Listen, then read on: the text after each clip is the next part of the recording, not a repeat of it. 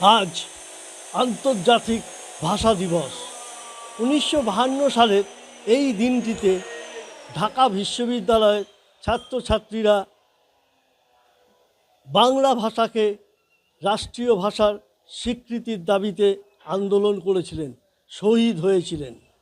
সেই উপলক্ষেই আজ এই দিবসটি ভাষা দিবস হিসেবে পালিত হয়ে আসছে।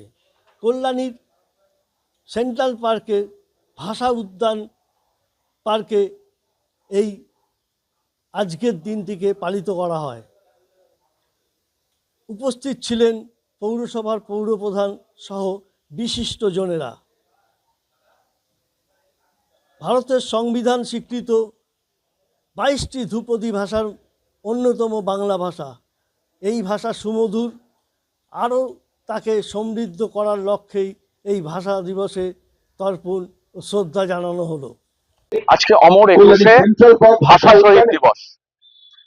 1952 সালের এই দিনটিতে ঢাকা বিশ্ববিদ্যালয়ের ছাত্ররা বাংলা ভাষাকে স্বীকৃতি দেওয়ার জন্য, রাষ্ট্রীয় ভাষা করাবার জন্য, শুধুমাত্র বাংলা ভাষা নয়, আজকের দিনে দাঁড়িয়ে সমস্ত মাতৃভাষাকে, আজকে আন্তর্জাতিক মাতৃভাষা দিবস যে কারণে, সেই কারণে সমস্ত মাতৃভাষাকে শ্রদ্ধা জানিয়ে শুধুমাত্র বাংলা ভাষাকে, আমরা যেহেতু বাঙালি সেহেতু বাংলা ভাষা আমাদের মাতৃভাষা, সেই ভাষাকে স্বীকৃতি দেওয়ার জন্য 22টি ধ্রুপদী ভাষার একটি অন্যতম ভাষা, ভারতীয় সংবিধান স্বীকৃত, এবং সেই জায়গায় দাঁড়িয়ে আমরা আজকে এই ভাষা উদ্যানে আমরা সেই সমস্ত শহীদদের প্রতি তর্পণ করলাম।